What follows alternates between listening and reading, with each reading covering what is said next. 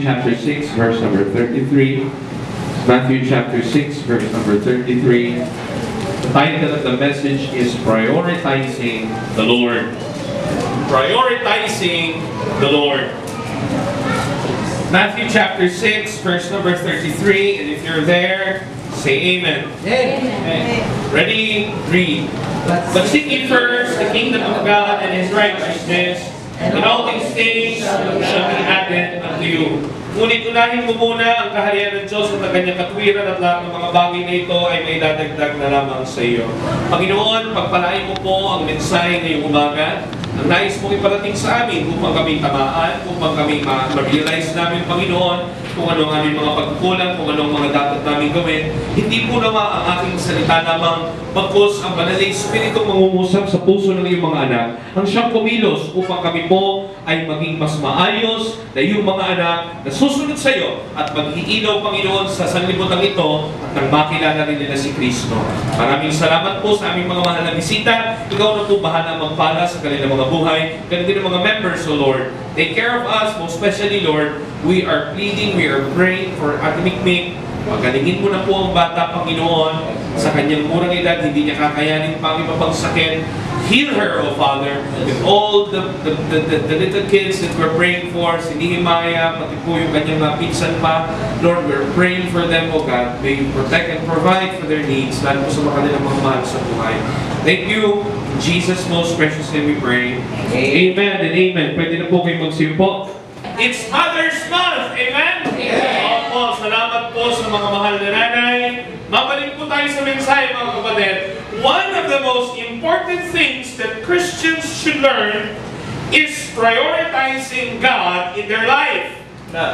Matthew 6:33 is a wonderful and very well-known verse for us, God's people, about putting God first. Alam na ho natin yung talata. Kinakanta pa nga natin eh. Almost all Christians who know the Bible know how to sing this song. Seek ye first the kingdom of God. And I believe hindi aabot even sa 50% ang ibinubuhay ang awitin na yan. Kung lahat lang ng mga mananampalataya na kayang umawit ng Seek ye first, ibubuhay ang awit na kanilang inaawit, makakakita po tayo ng maraming mga taong naglilingkod sa Diyos. Amen. But that's the problem. Majority of Christians today do not prioritize God in their life. They are prioritizing their own selves. Mas marami pong mga mananampalataya na kung sa uri po ng panganap, paggastos, pagbibigay ng panahon, ang pinaka-number one ay si sarili. Pangalawa, ang pamilya. Pangatlo, ang pangarap. Pang-apat, si Lord. Yung iba na, uuli pa nga ang Panginoon eh. Salamat sa Diyos, may mga mananampalataya pa rin na ibinubuhay ang Matthew 6:33. Una ang Panginoon, pangalawa ang pamilya, pangatlo minsan si sarili. Okay, are you with me? Amen. You should love God above all others. That's what the Bible teaches us. That's the very great commandment. Putting God first, loving God first above all. Amen. Putting God first doesn't mean that we should not care about our needs. Hindi naman ang ibig sabihin na pag inuuna mo ang Panginoon, hindi mo naiisipin ang pangangailangan mo at iyong pamilya. Wala naman yung ganun. It doesn't mean that we should not care about our needs and plans for our life. Matthew 6:33 does not teach us to neglect our duties. Hindi ho tayo tinuturuan yan na sirain mo ang trabaho mo, magbasa ka na lang ng Bible. Hindi na magtratrabaho, magbabasa na lang ako ng Bible. Di ba, yung mga nakakita na ngayon na gano'n? Kaya sa Bibles natin yan, nabaliw yan. Hindi po yun ang tunay na pag-aaral ng Bible. Wala pa hong tunay na nag-aaral ng Bible na nabaliw. Kaya ako nabaliw yun, di na kumain. Baka nag-drugs pa, baka nagbabasa ng Bible. Pero yung mga taong totoong nag-aaral ng salita ng Diyos, totoong inuuna ang Panginoon, sila yung lalong tumatalino, sila yung lalong nagiging matatag sa pagdating sa problema, sila yung lalong umaayos ang pananaw sa buhay. Hello, are you with me? Amen. Hindi po ibig sabihin nun na pababayaan mo yung trabaho mo, pababayaan mo yung pag-aaral mo. simula nang nag-faithful ako sa Lord, kaya bumagsak ang mga grade ko, dinamay mo pa, Lord, sa kalukuhan mo. Naaalala ko yung namit ko, napaka-faithful sa church, summa cum laude ng University of the East. Pero hindi mo makikita nga absent yan ng worship. Hindi mo makikita nga absent yan ng prayer meeting. Sapagkat sa taong nagtatapat sa Panginoon, kaya itong palitan ng Diyos ng karunungan. Pero mabalik tayo, huwag mong sabihin na kaya nasira ako sa pag-aaral kasi inuna ko si Lord. Kaya ako, nasira sa trabaho kasi inuna ko si Lord. And praise God for our church. Salamat pa rin po sa ating simbahan. Nakakapakinig pa rin ako ng mga patotoo na nagsasabi na inuna ang Panginoon, hindi tumanggap ng trabaho sa linggo. Pero siya natuloy na pinagpapala at ipinoprovide ng Diyos sa mga pangangailangan. Are you with me? Salamat sa Panginoon. Wala naman din si Sister Lena sa Baguio. Pero thank God, meron pa rin po tayo Kristyano. Naalala ko na nag-apply siya ng trabaho, matatanggap na siya ng Nestle. Pero tinanggihan niya dahil may prayer meeting na masasagasaan. Hindi niya tinanggap yung trabaho. Pinagpalit niya doon sa hindi naman sikat na kumpanya na ngayon paano magsasara na. Pero sa awa at grasya ng Panginoon, regular na ngayon siya sa BIR. Hindi ba napakabuti ng Diyos? Kaya niyang mag-provide, kaya niyang magpala. Hindi ibig sabihin na pag inuna mo ang Panginoon, napapabayaan mo na ang mga trabaho mo. Hindi po ganun ang ibig sabihin yan. It just means that God doesn't want us to worry much about our needs. For He can take care of it if we will just put Him first. Matthew 6:33 and the whole Matthew chapter 6 is about God telling His people, teka, bago mo isipin yan, baka mamaya kakaisip. Kasi doon tayo natatalo pag nagmumuhay na tayo. Are you with me? Kinabahan ka na sa kikitanin mo, kinabahan ka na sa promotion mo, kinabahan ka na sa ibang mga bagay. Pag kabado mo tayo, marami mo tayo hindi nauna lalo na Diyos. Sama ko ba kayo? Pag masyado mo inisip ang ka-review mo, hindi ka na nag-church kasi sabi mo magre-review ka. May mga ganun mo mga pagkakataon. Pag inisip mo na gano'n ang iyong buhay, hindi ka na maglilingkod sa Panginoon kasi nag-worry ka nawala sa iyo yung faith. Ang sabi ng Panginoon, God can add blessings to your life. Just put Him first. And this is a very basic lesson for Christians, but now tragically has been neglected by many of us. And because of that, we miss much more from the Lord. Yes, sir. Dahil po dyan, marami tayong namintisan.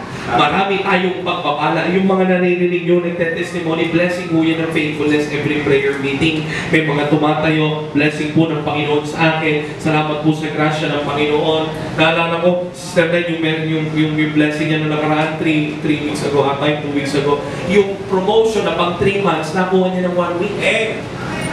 Yung months bago mo makuha yung promotion, within 1 week na promote siya. That is what God can do. Yun ang kayang gawin ng Panginoon kung malilindigan mo tayo para sa Kanya. At marami mga Kristyano, dahil masyadong nag-worry, kinalimutan ng Diyos, kinalimutan ng oras para sa Panginoon, pinagpatuloy ang mga worries niya, diniskartihan ng buhay. Ayun, maraming namintis na pagpapala ang Panginoon. Maraming pagpapala ang hindi tinanggap. 3 bagay po, at tayo po'y magtatapos na, manananghalian na, at patuloy na magse-celebrate ng Mother's Day. Number 1, the reasons of prioritizing God. The reasons of bakit ba kailangan unahin siya? Bakit ba dapat pag Sunday nandito ka at wala ka sa bahay? Bakit I preach about the life of Eric Liddell sa camp. About this man, sabi nung, yung po pala si Eric Liddell, siya po ang inaasahan talaga ng Scotland para sa Olympic. But Olympic is a proud of a country. Pag meron di ba yung mga Pilipino nga natin na Olympic yung mga boxers natin, kahit nga talo we're proud, makasama lang tayo. Etong mangyayari ngayon sa Ginas, Sunod kayo yan, Ginas team. Lalaban sila sa Olympic qualifier. Ano naman natin ang mga nakapasok sa Olympic, hindi mananalo yun ang lalaki ng US, ang titindi nila. Salamat kung mas makakaangat tayo. Pero makapasok ka pa lang sa Olympic, proud ka na pride ka na ng country mo. Itong si Eric Liddell pala, siya ang sprinter siya, mabilis talaga siya tumakbo. Siya ang inaasahan sa 100-meter dash. Okay? Kaya lang yung 100 meter dahil Sunday morning ang takbo. Mga kapatid, hindi po siya tumakbo. Nag-church po siya, nagturo po siya ng Sunday school. He just did his ordinary worship day, worshiping God. Iniwanan niya ho, hindi niya tinanggap yung takbuhan. Mga kapatid, siniraan ho siya. Tinawag ho siyang traidor ng Satan. That's what happened to him. Kinakasahan, tinatwa, tinawanan, sinalbahe dahil sa hindi niya pagtakbo. Patuloy siyang nag-training, patuloy siyang naghanap ng paraan at sumali siya sa 400-meter run. Siya po ang nakakuha ng gold. And he is the greatest Olympic runner of all time. Eric Liddell. Siya po yung nagawa ng pelikula na naging Best Picture sa Oscars noong 1975. Chariots of Fire. That's what God can do. He can bless you much more than you can expect if you will just put Him first. Amen.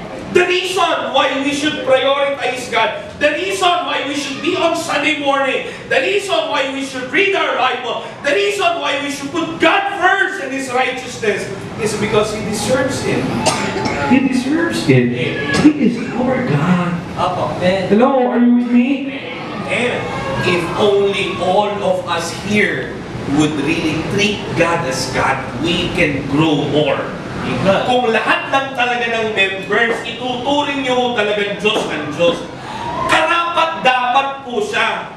Huwag po kayong ganong masaktan. Pero, mga kapatid, may mga bisita tayo na una pa sa atin mag-church. Pagbigyan niyo ako sa aking sinasabi, hindi ba nakakahiya? Alas 9 yung i-start natin, dapat 8:45 nandito na po tayo. Di bali lang tayo ang mag-initan, di bali. Kasi karapat-dapat po ang Diyos. Karapat-dapat ba ang Diyos? Dahil 2 oras na worship, 1 oras na lang tayo mag-worship. Karapat-dapat ba siya? That's why I am encouraging everyone, putting God first is prioritizing Him. Because He deserves it. Karapat-dapat siya. Siya ang nagligtas sa atin. Siya ang nagpatawad sa ating mga kasalanan. Tapos nagkasala ka na naman kahapon. Pinagbigyan na naman tayo ng Panginoon. Maraming bagay na dapat para sa atin. Hindi natin tinatanggap na parusa. Dahil sa Kanyang awa, marami siyang grasya sa atin. Tinatanggap natin ang mga pagpapala. Kahit hindi tayo karapat-dapat, di dapat naman, pahalagahan naman natin ang Panginoon. Sapagkat dapat lang po siyang pahalagahan. Nakakita na ho ba kayo ng trabaho na isang magtratrabaho late at sasabihin niya sa trabaho, okay lang yan? Hindi, buong takot yan dahil baka mabigyan siya ng memo. How much more with God? How much more with God? I want you to awake yourself, awake your spiritual life. God deserves our priority. And He should be our priority because He is God. Only again, may I say, if only we will treat God as God, we can turn this place upside down with the gospel. They will be blessed. They will be amazed. God deserves our time. Huwag naman consistent. Pwede naman mo isang Sunday late ka, 2 Sunday late ka. Huwag naman buong buwan late ka. Baka mabigyan ka na ng award ni Lord. Huwag naman po. Kasi po, Diyos po kasi, hindi po si pastor ang dahilan ng church na ito. Kung ako lang, kahit maliit po kayo, kasi minsan nalilate po po Kung ako lang, kaya lang hindi ako ang dahilan Kung Chowking lang, hindi ang Chowking ang dahilan Ang dahilan, tayo po'y papunta ng impyerno, susunugin ng walang hanggan, walang kakwenta-kwentang mga buhay. Pero natagpuan po tayo ng Diyos. Nakita tayong nangangailangan, binigyan tayo ng pagpapatawad, minahal tayo at iniligtas. Dapat lang siyang unahin, mga kapatid. Ano ba ang tingin natin sa Panginoon? Kung itratrato ho natin siya na Diyos, mga kapatid, mauuna ho tayo dito at magsasabi, Panginoon, handa akong sumamba sa iyo. Lahat pati ho yung mga ino-order natin, hindi kung sino man ang dahilan. Ang Diyos po ang dahilan. He is the only reason why I still preach. He is the only reason why I still serve. Because He is my God. May it be your reason to end. And go to church because He is your God. Sabado pa lang mag-prepare ka na. Bakit? Panginoon, babalik po muli ako sa simbahan upang itaas ang iyong pangalan. Ikaw ang pag-asa ng aking pamilya. Ikaw ang dahilan kung bakit ako pupunta ng langit. Ikaw ang aking kailangan. Ikaw ang aking pupurihan. Panginoon, uunahin kita. And He deserves it. Because He is our God. Huwag naman na mas mataas ang trato mo sa teacher mo. Dapat mataas ang trato mo sa teacher. Dapat mataas ang trato mo sa boss mo. Hindi ba po kayo nalulungkot? Natatakot tayo sa boss natin sa trabaho, sa Panginoon. Hindi na tayo matakot-takot. Wala tayong kaabog-abog.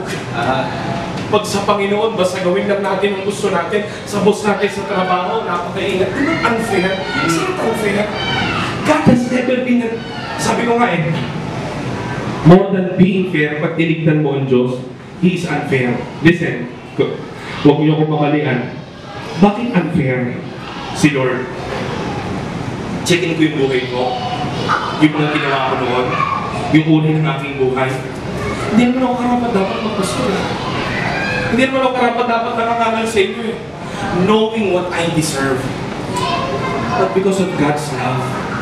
Amen. Because of God's love. Because of God's love, I'm doing this thing. Kaya parang unfair ang Panginoon. Bakit yung mga kriminal nung minahal niya, iniligtas niya pa? Dapat yung itapon na sa impyerno. Hindi kasi nga ganun katindi ang pag-ibig ng Panginoon. That's right. Amen. Sobrang-sobra eh. Kumbaga, more than fair, God treated you. More than fair. Huwag na natin tawagin unfair. He treated you beyond being fair. And His grace is so much. Amen. His grace is so much. We deserve nothing. But we are enjoying such things because of His grace. Sobrang linagpasan niya pa yung pagiging fair. Tapos tayo hindi naman niya hinihingi yung lagpasan natin yung pagiging be fair with God. Treat Him as God. Ang problema yung iba sa atin nandito pa eh. Can you imagine? God treated us beyond being fair. Sobrang dami niyang pinagpapawala sa atin. Tapos ayaw tratuhin natin siya. Magpapalit tayo, wala tayong pagdanasang sambahin siya ng totoo. Ayaw natin magturo ng Bible sa iba. Yung Bible natin, inaalikabukan, hindi na natin nababasa. Wala tayong prayer time. Wake up, Christians! Our God is God! Amen. Our God is God. He deserves more, ladies and gentlemen. He deserves more. My brethren, would to God that this message would remind us once again, He is God. Amen. He is your Savior. He is the one who died for you. He doesn't deserve yung minamaliit natin siya. Hindi mo siya nakikiusap, hindi niya hinihingi dahil Diyos siya kahit wala tayo. Pero kung mahal mo talaga ang Panginoon, kising-kisingin mo sa sarili mo, Panginoon, inuuna ba talaga kita? Are you with me? Number 2, He demands it as our Master. He demands it as our Master. He is commanding us. He is commanding us to put Him first. He is our Master. But seek ye first the kingdom of God and His righteousness. You know what's kingdom? There is a king. Pag may kingdom, may hari. At ang utos ng hari, hindi dapat mabalin. Sorry for saying na hindi niya hinihingi. Because He really demands it from us. Tayo po ay tagapaglingkod ng hari. And He demands it as our Master. Inuutusan niya po tayo na unahin siya. Nais niya po na siya ang mauna sa atin sapagkat kaya naman niyang idagdag ang ibang mga bagay. Hello, are you with me? He delights in it as our Father. Amen. More than demanding, more than being a demand, more than God, more than just God deserving to get your priority. He will be delighted. Won't you make God happy in your life? Hello, are you with me? Pwede mo ba pasayahin ang Panginoon sa iyong buhay? Pwede mo ba siya? Ayan na. Okay. Hello? Sama ko po ba kayo? Okay na lang ang panahon natin.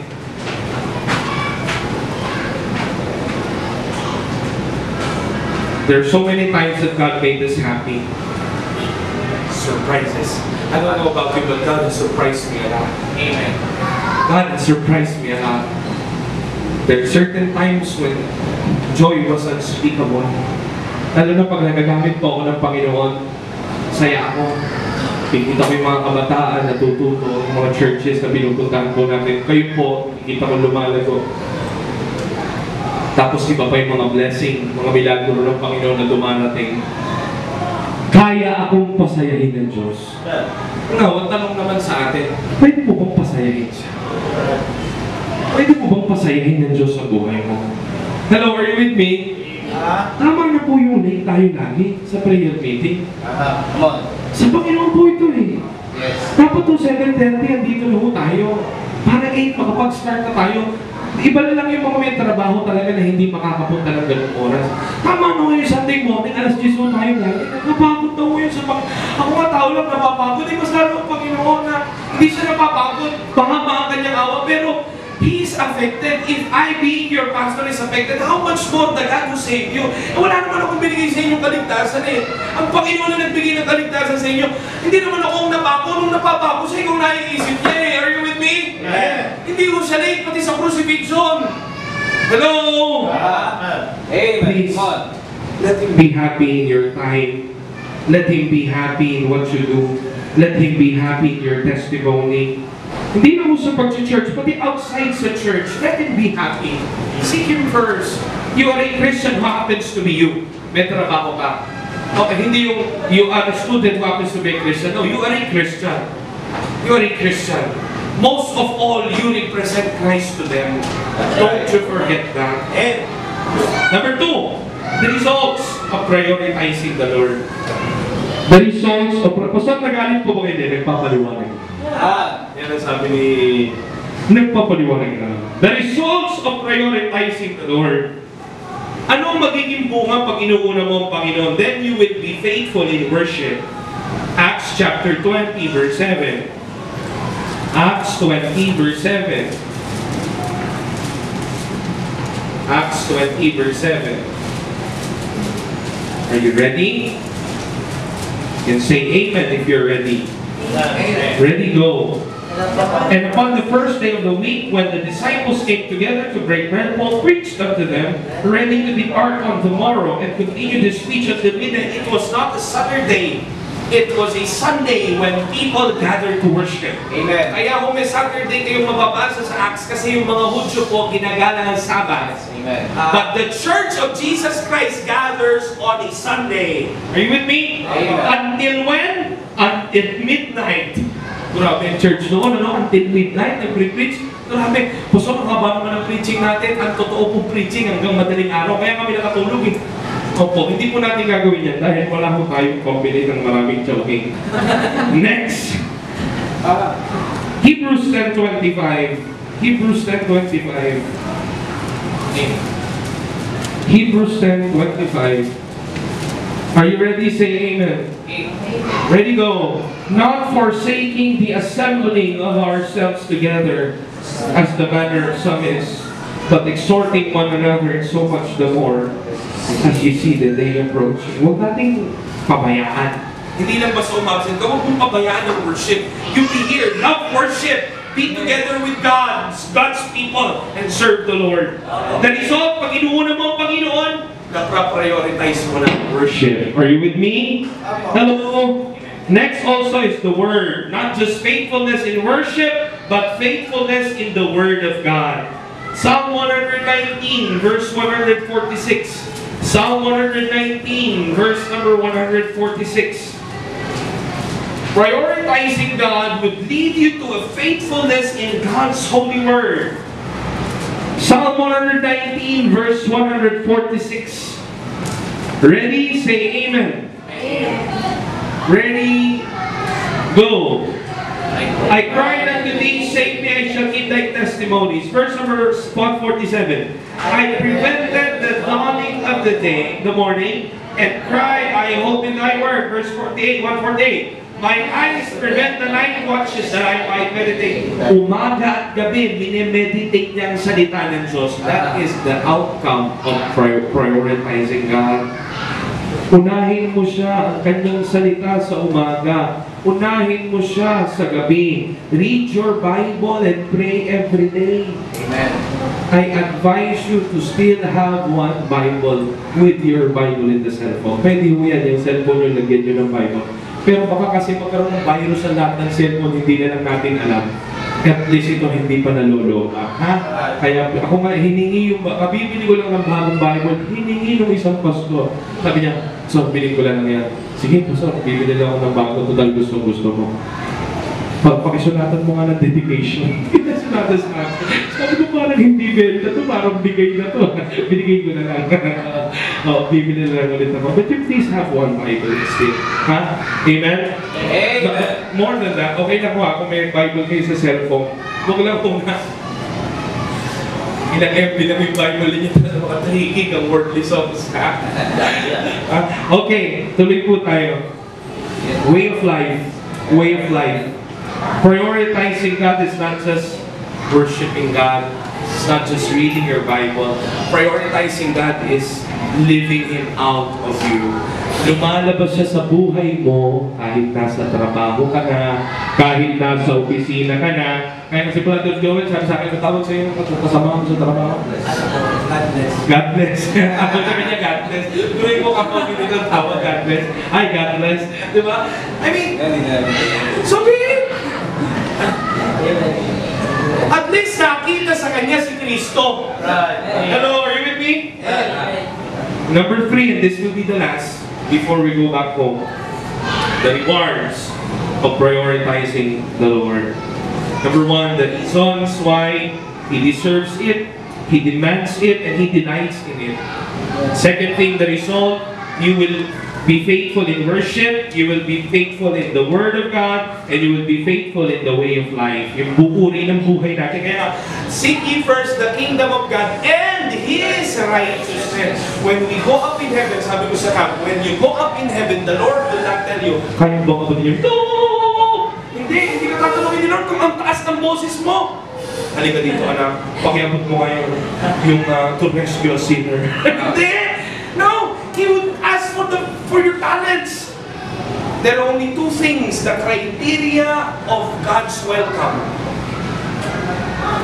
Come, thou good and faithful servant. It's faithfulness and righteousness.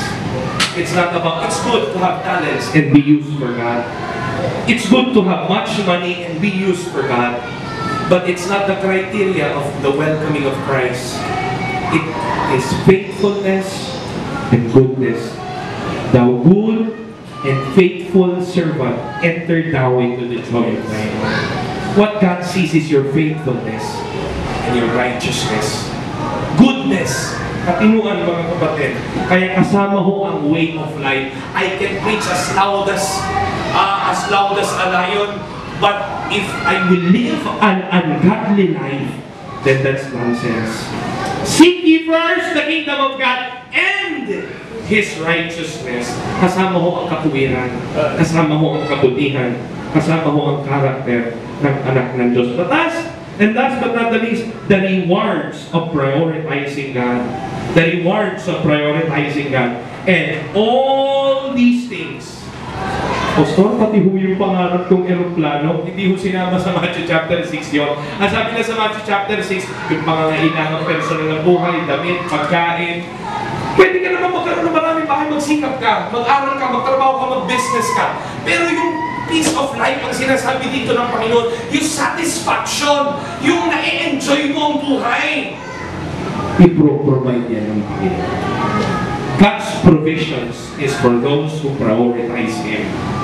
Gusto mo ng provision ng Panginoon? Kaya pag may mga nagkukulang sa inyo, listen carefully, listen to me well. Pag may nagkukulang at parang wala kang kapayapaan lagi pagdating sa budgeting, ang unang tanungin mo, ikaw, faithful ba ako kay Lord? Baka naman kasi hindi. Ikalawa, baka trials lang ni Lord dyan, iaangat ka niya. But just try to ask yourself first, Lord, am I putting you first in my life? Kasi everything will be by your own if you're not prioritizing God. I mean, pwede ka rin naman na kahit hindi mo unahin ng Panginoon, pwede ka pa rin naman maging ulan financially, pwede. But yung sarili mong diskarte. Iba kasi pag the blessings of the Lord, it make it rich, and He added no sorrow in it. There is contentment with God's blessing. There is joy and satisfaction with God's blessing. And it is so different than just being successful outside God's will. It's so different. Better to have the success from God because it has satisfaction. His provisions, His presence, His peace, yung kanyang presensya, yung alam mong kasama mo siya. If God be with us, who can be against us? If God is for us, who can be against us? His presence and His peace and His protection and His promotion, those things can be taken out of the life of Daniel. Do you remember, just to save time, we will not open the Bible now, but just to save time, if you remember the story of Daniel, so sabi yung mga lungo-lungo niyang kaaway, inuto yung hari. Sabi, mahal na hari, pwede bang pakipagpirma mo to? Walang tatawag sa ibang pangalan mo, di sa pangalan mo. Just to find fault in Daniel. So wala sila, hindi nila makitang corrupt, hindi nila makitang salbahe sa trabaho. Wala silang makita kundi yung pagpe-pray niya lang. Kaya gumawa sila ng parang para si Daniel mahuli. Okay? Kaya pumirma yung hari. Sabi niya, patungkol pala kay Daniel, di malapit si Daniel sa kanya. Sabi, ayan, si Daniel, the very moment Daniel knew the decree, he prayed and opened his windows. He faced Jerusalem, prayed to God 3 times a day. That's faithfulness, folks. That's faithfulness with courage. May tapang mo siya, di ba mamatay, basta naglilingkod ako sa Panginoon. Are you with me? Then he was put to the den of the lions, and then he talked with the lions. Some sweet stories. Wala nangyari! Baka nakapagpagtuhan lang siya sa mga leon eh. Hindi ko alam. Gusto kong pangarapin, tanongin si Daniel, anong itsura ng mga leon nung tinapin siya? Baka nakakaroon na sa kanya. I don't know, but one thing is sure, he was saved by God. Hey, there was found no hurt in Daniel because he believed in his God. Anong sabi nung hari nung itinapon siya? Daniel, yung bang Diyos na pinaglilingkuran mo ng patuloy, iniligtas ka? That was the first one. He knew it. There was a good testimony. He knew that Daniel was faithful, prioritizing the Lord in his life. He was so busy in the political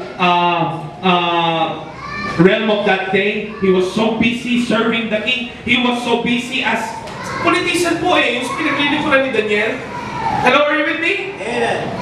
But they saw his faithfulness, and we can see God provided their needs.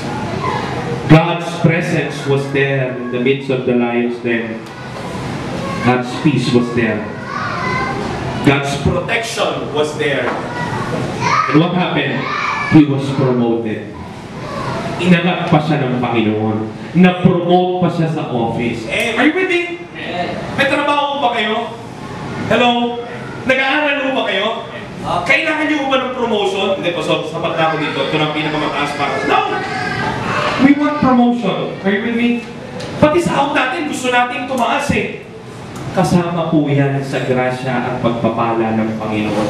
Matutuho tayong unahin siya. Matutuho tayong galangin siya. Matutuho tayong pahalagahan siya. Sapagkat ang Diyos po, kaya ko niyang magpala. Hello. God bless you today. I hope and pray tomorrow in the election time, you will vote wisely. Huwag niyo hanapin yung pangalang wisely sa balota, but vote wisely. Please think about it. Try to pray. Kung sinong presidente mo, wala na kong si Senyeres, patay na po. Huwag niyo na kong isama. Just try to think of the poor and pray for God's mercies. Hindi po sa mga mayor, bahala po kayo, wala po tayong black voting dito. Just pray that the Lord will bless our country. More than them, the hope of this nation is us, God's people. Tumayo po tayong lahat.